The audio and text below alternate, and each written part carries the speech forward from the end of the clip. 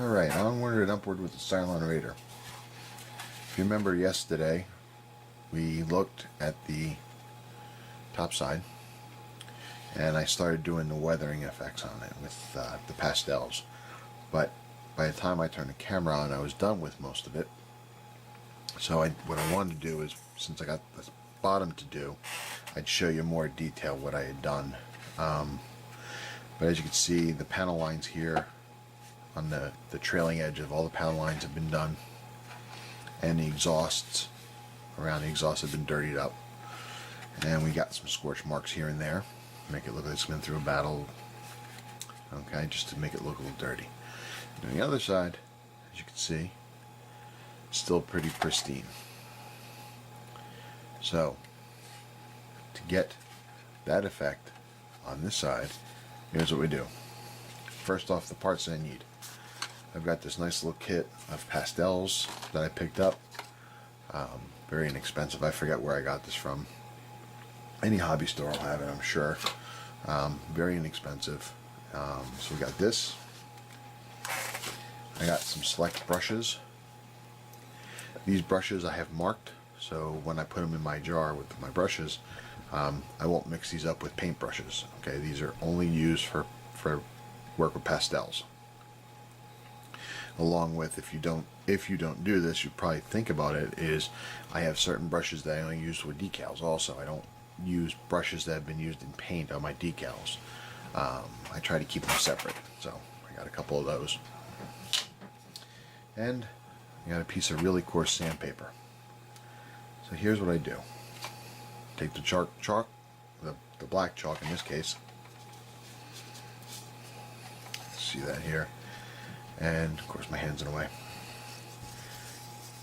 Basically I just run it along the sandpaper, and it of course grinds off the chalk into a nice powder. Okay, so now I have this powder. Okay, now what I'm going to do is I'm going to pick a spot to start with, and I dip my brush in the charcoal pastel dust, and I find the panel line and I just start working it. You could tape off your panel lines if you want. I'm just too lazy. Did a lot of that already, taping on this model. I just don't feel like doing it anymore, and I just start brushing it in. Okay.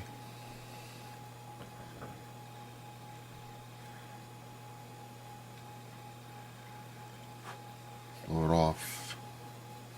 Feather it backwards from where your starting point. This way it goes from dirtier to lighter. Okay. Just kind of work it in. Now this is a thicker brush, but a bushier brush, so it doesn't always work as well. So I use this brush where like I said last week or the other day, that I gave it a crew cut. Just put the dust on it, and with that one I just I get in more precisely to the panel line and just kind of work it into the paint a little bit. Okay. And then once I got it in, I take my poofy brush, I drag it away, and I try to stay off the clean side. Having tape there makes this a lot easier. If you don't have it, like I said, I'm just being lazy. You know, you take the chance of getting over top, but and now I think if I get the light right, you can see the difference in the line. So that's what I'm going to do on all the different panel lines. Okay, so I'll be back in a little bit and I'll show you where I am. Thanks.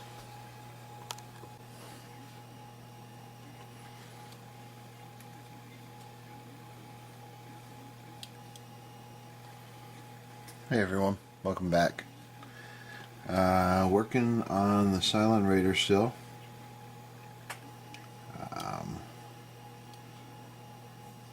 We're actually working on a piece that I'm hoping it makes this a little unique from everybody else's Cylon Raider. If you noticed in the last video, in the features from the actual show, in the dogfight between Kara Thrace and the Raider, she actually scored a headshot and caused the Raider to crash along, taking her with it. And in her escapades on a planet, she comes across the Raider and she finds out what she had done. So that's what I'm trying to do. I'm trying to simulate the same thing.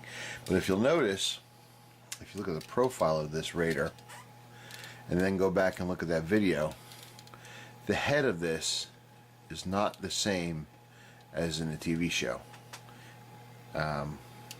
The jowl, so to speak, of this here is a lot more elongated down. So I'm just trying to make it work a little bit, you know, the blood trails may work with this as opposed to what it was in the show. Had a little bit of a setback on this also, and that is the other night I took the visor that goes here and took out the case, and I used my clear red and painted it red, put it aside on my board, let it dry. Today, when I went to go future the rest of the ship, because I finished the underside, which I'll show you in a minute, I decided to take this board out with me and spray the Raider while it's on the board. Well, I forgot about my little red visor sitting here, so I picked this up and away I went. Did my work outside, came back in, and it wasn't until I went back out after the Raider was dry and brought it in that I realized, oh, expletive, I screwed up and I lost the visor. Of course, I searched all over for it. It's gone. There's nothing I can do. So we have to move on. So what I did to do that was this. I went and I broke out some of this stuff. Micro crystal clear. Okay, I took this little dab of a toothpick, dabbed it through the inside here,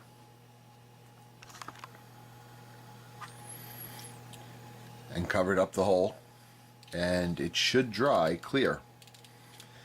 I tried also, before I did that, I took a little bit of the crystal clear in here and I mixed it with some of the clear paint and see how it would turn out when it dried, but it didn't quite work. So what I'm going to do is I did it just straight out of the bottle, put the clear in. Trying to paint through this way, the red, is going to be very difficult. So I'm hoping that when this turns clear, I'll paint the back side. And that'll give it its red tint. It doesn't have to be bright and perfect, because if you saw in the video again, with the Raider dead, so to speak, the visor was pretty dark. I mean, it had some red color to it, but it was pretty dark otherwise. So it doesn't have to be perfect. So that's what we're gonna try and make it look like anyway. So that's where we are with that. That's part of the reason why the whole build so far, the head hasn't been attached, because it's been a lot easier for me to handle and work with like this than if it was attached to the Raider. So from the last video, we were starting to work on, we were starting to work on the underside weathering, and I showed you how we came out, or how to do it, and here's how it looks.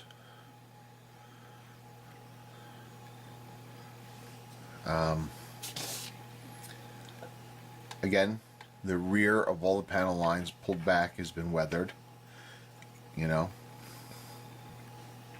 so it's got a nice dirty effect and goes into a fade. Went around all different areas around it. The engine area and under here, the neck of it, I really try to make it a little bit extra dirty. under the gun. You figure you have the guns going, it's going to have some dirt and wear. So I didn't want to go too crazy, because most of the time we've seen the Raiders, they are pretty clean. Again, going back to the video you saw, obviously it's not that clean. So I want to dirty it up, weather it up a little bit, and that's where we got it. Then what I did is I took it out, gave it a shot of Future, sealed everything in, and then after that was dry, what I did again, which is the piece where I screwed up and lost my visor, is I took it out, and this time I gave the entire ship some dull coat to tone everything down. Now, again, I think it looks a lot better. It's not, you know, dirty to a shine. It's dirty to a dull. So I think it looks pretty good, in my humble opinion. So we're getting along. Let this dry, let the visor dry. Hopefully it dries clear, and I'll paint the back side. And then we have one more step to do, and she'll be done. Oh, 2 steps. One step is also the stand. I have to paint the stand. Having to figure out what color to do that. Do I just do the classic black? It's got all this nice texture detail in it, but it's on the underside. The top is smooth. I'm not really sure what to do with this. Maybe I'll look it up online and see what they have online, but otherwise it's just going to get a solid coat of some color, and then it'll be ready to go. Alright, so hang on. We'll be back in a couple moments.